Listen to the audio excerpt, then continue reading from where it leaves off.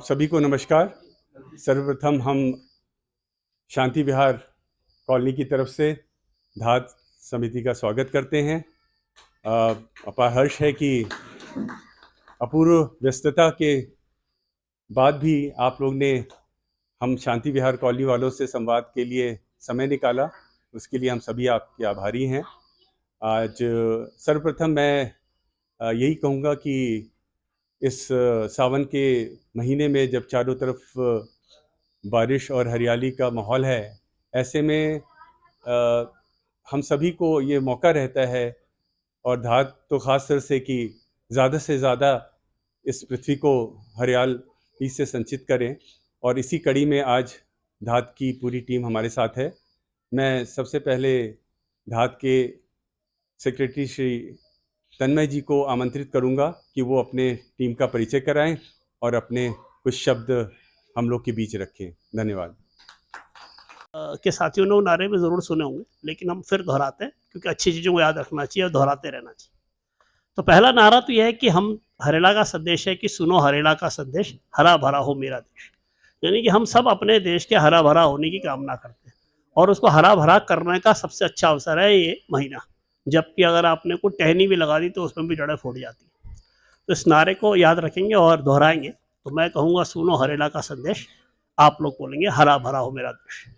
तो मैं मेजर साहब से भी निवेदन करूँगा, मेजर साहब यहाँ जाएंगे, हम दोनों मिलकर नारे लगाएंगे। मेजर साहब बहुत स्कूलों के बच्चों को ट्रेनिंग देते रहते रोज नारा लगाने की सर। तो मेजर साहब के साथ संवेद स्वर में नारा लगाएंगे। तो पहला नारा है सुनो हरेला का। सुनो हरेला का संदेश, हरा भरा हो मेरा देश। सुनो हरेला का संदेश, सुनो हरेला का संदेश। तो ये हमारा नारे का पहला है कि हम, ये तो हमारा विचार है, थॉट है, लेकिन इसके लिए हमारा एक्शन प्लान क्या है कि तो अब एक जिम्मेदारी हमने अपने पे लिए रखी है। इसमें से हरा भरा कैसे होगा, तो हम अपने लिए नारा रखते हैं कि चप्पा चप्पा हरा करेंगे, हरियाली से धरा भरेंगे। यानी हम सब जो पेड़ पौधे लगा रहे, जो भी जगह है, कोई सी भी जगह जहाँ एक पौधा पेड़ बनने की संभावना है वहाँ पर लगाना, ढूंढना है। ये हमारा टास्क है, ये सरकारों का टास्क नहीं है। तो हम नारा लगाएंगे चप्पा चप्पा हरा करेंगे और आप लोग बोलेंगे हरियाली से धरा भरेंगे। और अगर कोई असहमत हो तो वो असहमति भी हो सकता है। तो सर चप्पा चप्पा हरा करेंगे, चप्पा चप्पा हरा करेंगे, चप्पा चप्पा हरा करेंगे। और एक इस ये नारे तो हर साल बढ़ते हैं। तो हम ये मानते हैं कि इस दुनिया की खुशहाली के लिए, इस दुनिया की इकोलॉजी, आज के पारिस्थितिक शब्द किसे कहते हैं, उसके लिए बहुत ज़रूरी है। पेड़ों का रोल केवल ऑक्सीजन का नहीं है, पेड़ों का रोल सैकड़ों जीव जंतुओं का है, पंछियों का है।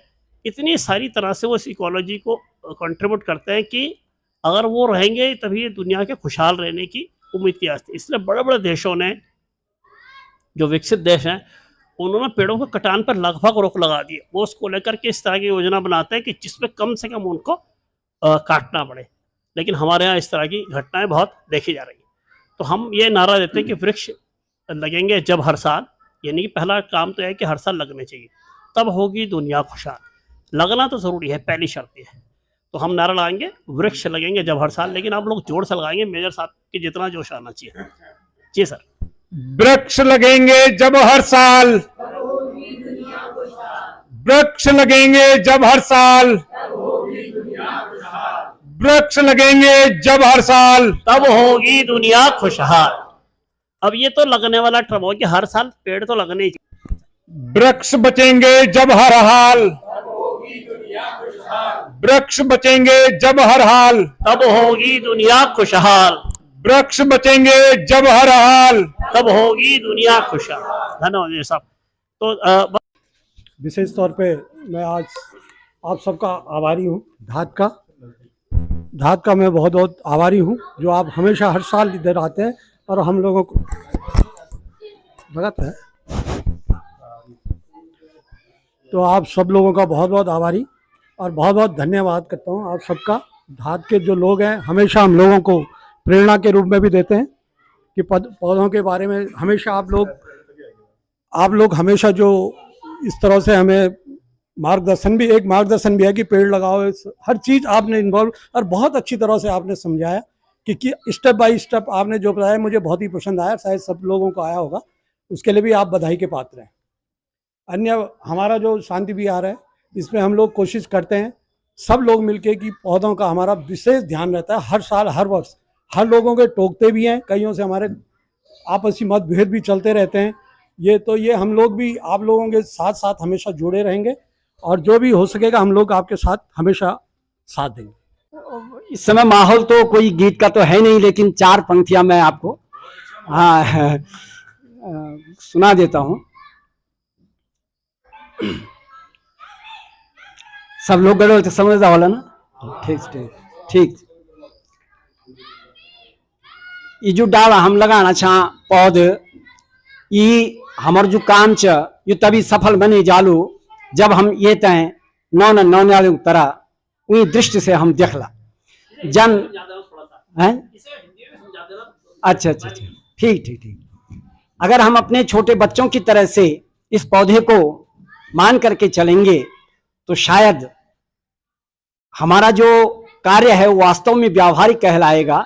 क्योंकि आप सभी लोग जानते हैं कि हम सुबह से शाम तक 24 घंटे जो दौड़ा भागी करते हैं, इधर से उधर, कोई नौकरी कर रहा है, माताएं कुछ सर्विस करती हैं, कुछ घर के काम करती हैं, लेकिन उद्देश्य एक ही होता है कि जो हमारी संतान है, ये संतान को हम जितनी सुविधाएं और सुख दे सकें, आनंद दे सकें, तो इसी में हमारा जीवन बीत जाता है। अगर हम इनको भी बच्चों की तरह मानेंगे पौधों को, तो ये पौधे हमारी जो अपनी संतान है उनसे ज्यादा हमारा देखरेख करेंगी, हमारी सेवा करेंगी और हमें और 2 साल जीने के लिए जो है शक्ति प्रदान करेंगी। तो इसी संदर्भ में 2 पंक्तियां कि ना ना ना ना नो नो सी डालियों बचावा भे, ना ना ना ना नो नो सी डालियों बचावा भे, ना ना ना ना नो नो सी डाली। पहली बात, अगर पेड़ कटेंगे तो क्या होगा क्या? हे नारंगी की दानी भय, हे नारंगी की दानी भय, नारंगी की दानी भय, वे नारंगी की दानी भय, डाली निरेली जंगलों में, डाली निरेली जंगलों में, कख बे पेला पानी भे, ना ना ना ना नो नो से डाली यों डालियों बचावा भे, ना ना ना ना नो नो से डाली। पानी भी मिलेगा नहीं हमको अगर पेड़ पौधे कम होंगे। तो आप देख रहे हैं पहाड़ों में जितना भी पानी की जो स्रोत सूख रहे हैं, उसका कारण यही है कि उनका जो जलागम क्षेत्र है, जहां से वो वास्तव में स्रोत प्रकट होते हैं, वहां पेड़ नहीं रह गए, इसलिए स्रोत सूखते चले जा रहे हैं। हे दाथी पड़े पैनी भय, हाँ दाथी पड़े पैनी भय। दूसरी चिंता, मुख्य रूप से जो हमारे जंगल में औषधीय पौधे होते थे वो विलुप्त होते चले जा रहे हैं। इसी कारण से जो है हमें पौधारोपण में फलदार वृक्षों के साथ साथ औषधीय पौधों का रोपण और उनकी देखरेख भी जरूरी है। ये दाथी पड़े पैनी भय, हाँ दाथी पड़े पैनी भय, हेड़ा बाहेड़ा पैया डाली, हेड़ा बाहेड़ा पैया डाली, हर चरण ले गई भे, ना ना ना ना नो नो से डाली यों डालियों बचावा भे, ना ना ना ना नो नो से डाली।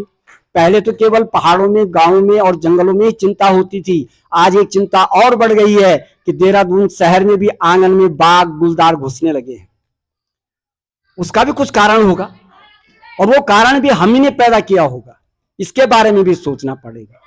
ये डालियों से कह रहा प्यार भय, डालियों से कह रहा प्यार भय, हाँ डालियों से कह रहा प्यार भय, खाणो निराई जंगलों में, खाणो निराई जंगलों में, बाग पहुंची ने ड्यार भय, ना ना ना ना नो नो से डाली यों डालियों बचावा भय, ना ना ना ना नो नो से डाली। धन्यवाद बहुत बहुत।